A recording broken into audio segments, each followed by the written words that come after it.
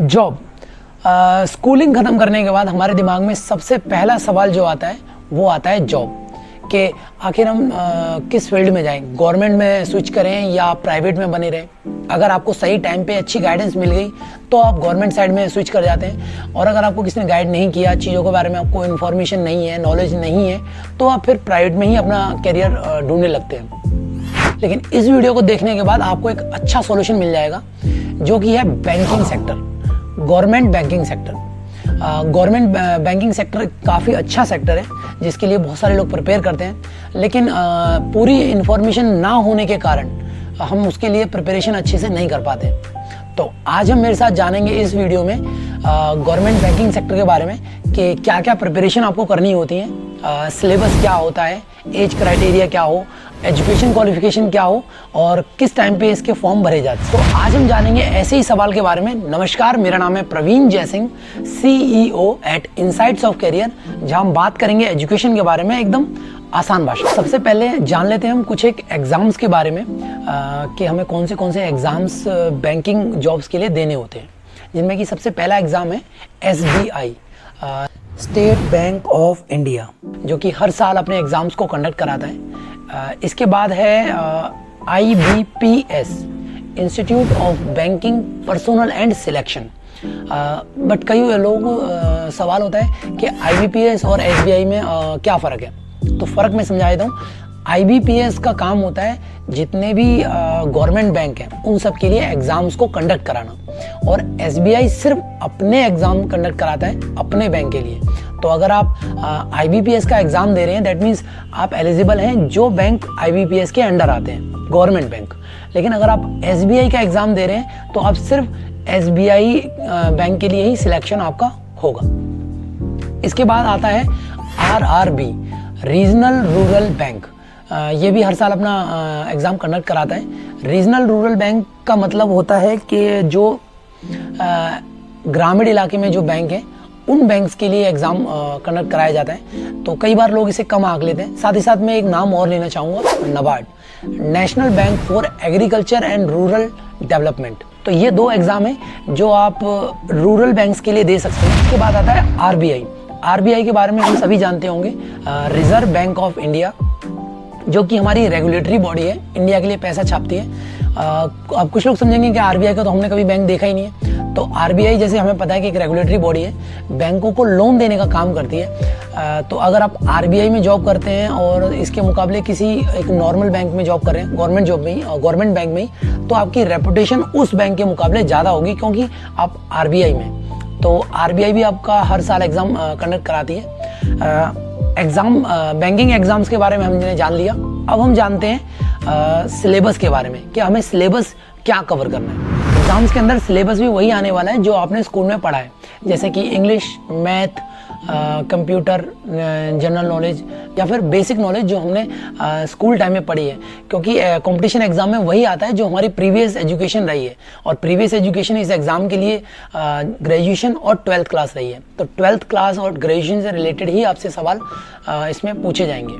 अब कई बार students confuse हो जाते हैं एक नए सब्जेक्ट्स के नाम सुन के, जैसे कि इंग्लिश, कंपटीशन की भाषा में इंग्लिश को जनरल इंग्लिश बोला जाता है, मैथ को क्वांटिटेटिव एप्टीट्यूड बोला जाता है, और जीके को जनरल एविएशन बोला जाता है, और रीजनिंग को बोला जाता है जनरल रीजनिंग या फिर जनरल इंटेलिजेंस। तो नए सब्जेक्ट के नाम सुन के या इन सभी नामों को सुन के आपको कंफ्यूज नहीं होना कि ये सब्जेक्ट तो मैंने पढ़े ही नहीं, तो इनकी प्रिपरेशन मैं कैसे करूं, या इनका सिलेबस क्या रहने वाला है, या मुझे क्या पढ़ाई करनी है। तो ये आपको ध्यान रखना है कि आपको सब्जेक्ट के नाम अलग बोले जा रहे हैं क्योंकि ये कंपटीशन में आ रहे हैं इस वजह से।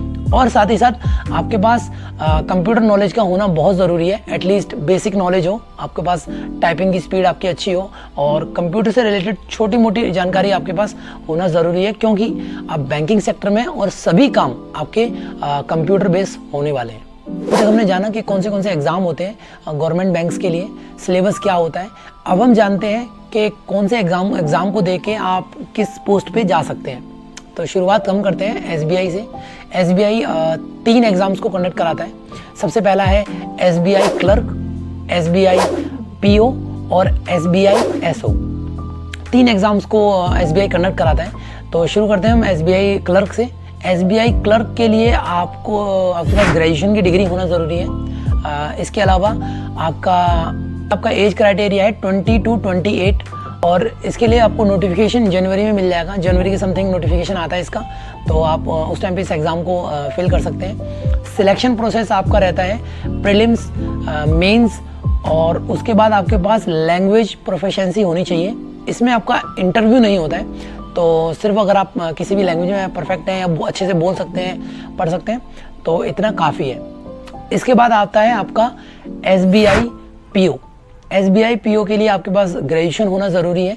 ग्रेजुएशन के साथ 60% मार्क्स को अगर आप ऑब्टेन करते हैं या 60% मार्क्स मेंटेन करते हैं तो अच्छा है। लेकिन अगर आपका मार्क्स इससे कम है, परसेंटेज अगर कम है, तो भी आप इस एग्ज़ाम में अपीयर हो सकते हैं, इस एग्ज़ाम को दे सकते हैं। इसका सिलेक्शन प्रोसेस रहता है सेम, प्रीलिम्स होता है पहले, फिर मेंस होता है और उसके बाद आपका इंटरव्यू राउंड होता है। इंटरव्यू राउंड के बाद आपका सिलेक्शन होता है। इसके बाद आता है एसबीआई का SO, specialist officer. SBI SO के लिए आपके पास पोस्ट ग्रेजुएट डिग्री होनी चाहिए, जैसे कि एमएससी, एमकॉम, एमबीए, एमटेक जैसी डिग्री आपके पास होना ज़रूरी है। एज क्राइटेरिया इसका थोड़ा सा डिफरेंट है। इसका 21 to 35, 36 और 37 भी चलता है, क्योंकि डिपेंड करता है आपके पोस्टिंग पे, आपकी पोस्टिंग कहाँ हो रही है। इसकी posting IT, HR, management, Rajya Sabha, agriculture अलग अलग फील्ड्स में होती है, तो डिपेंड करता है किस फील्ड में आप जा रहे हैं, उस हिसाब से आपकी एज डिपेंड करती है। इसके अलावा इसका सिलेक्शन प्रोसेस रहता है प्रीलिम्स, मेंस और इंटरव्यू इसके लिए बहुत इंपॉर्टेंस रखता है। इंटरव्यू के बाद आपका ट्रेनिंग होती है, ट्रेनिंग के बाद अपनी जॉब को ज्वाइन कर सकते हैं। अब हम जानते हैं आईबीपीएस के बारे में। आईबीपीएस 3 एग्जाम्स को कंडक्ट कराता है, IBPS clerk, IBPS PO, IBPS SO. तो शुरू करते हैं हम क्लर्क से। आईबीपीएस क्लर्क के लिए आपके पास ग्रेजुएशन होना ज़रूरी है। मार्क्स सेम वही 60% अगर आप मेंटेन करते हैं तो अच्छा रहेगा। अगर कम मार्क्स है तो भी आप इसमें अपीयर कर सकते हैं, एग्ज़ाम को दे सकते हैं। एज क्राइटेरिया आपका 20 to 28 ईयर्स रहेगा और आपका सिलेक्शन प्रोसेस रहता है प्रीलिम्स, मेंस और उसके बाद इसमें आपको इंटरव्यू नहीं देना होता है। आपके पास लैंग्वेज प्रोफिशिएंसी है तो आपका काफ़ी है ना। और इसका नोटिफिकेशन आपको मिलता है सितंबर और अक्टूबर में, मतलब कि सितंबर अक्टूबर के आसपास इसके फॉर्म निकलते हैं और उस टाइम पे आप इसको फिल कर सकते हैं। इसके बाद आता है आईबीपीएस पीओ। पीओ में भी आपका सेम ग्रेजुएशन होना ज़रूरी है, 60% मार्क्स होने चाहिए। एज क्राइटेरिया 20 to 28 ईयर्स रहेगा। इसमें आपको इंटरव्यू की ज़रूरत पड़ती है। तो सिलेक्शन प्रोसेस है प्रीलिम्स, मेंस और उसके बाद फिर इंटरव्यू रहेगा। इसमें नोटिफिकेशन आता है अगस्त से सितंबर के आसपास। अगस्त से सितंबर के आसपास इसके फॉर्म निकलते हैं, उसमें आप फिल कर सकते हैं। इसके बाद आता है आपका आईबीपीएस एसओ। उसके लिए आपको पोस्ट ग्रेजुएशन की डिग्री चाहिए, जैसे कि एसबीआई में चाहिए थी आपको, जैसे कि MSc, MCom, MTech. Age criteria रहता है 20 to 30 और आपको नोटिफिकेशन इसका सितंबर से अक्टूबर के बीच में मिल जाएगा, उसमें आप इसका फॉर्म भर सकते हो। इसमें भी सेम एसबीआई एसओ की तरह ही आपकी रिक्रूटमेंट होती है। आईटी फील्ड में, मैनेजमेंट, एचआर जैसे फील्ड में आपकी रिक्रूटमेंट इसमें होती है। अगला एग्ज़ाम है आरआरबी। आरआरबी 2 पोस्ट के लिए एग्ज़ाम कंडक्ट कराता है, आरआरबी क्लर्क और आरआरबी असिस्टेंट मैनेजर। अब आरआरबी के बारे में मैंने पहले ही बताया था आपको, रूरल रिक्रूटमेंट बैंक, जो कि आईबीपीएस कंडक्ट कराता है।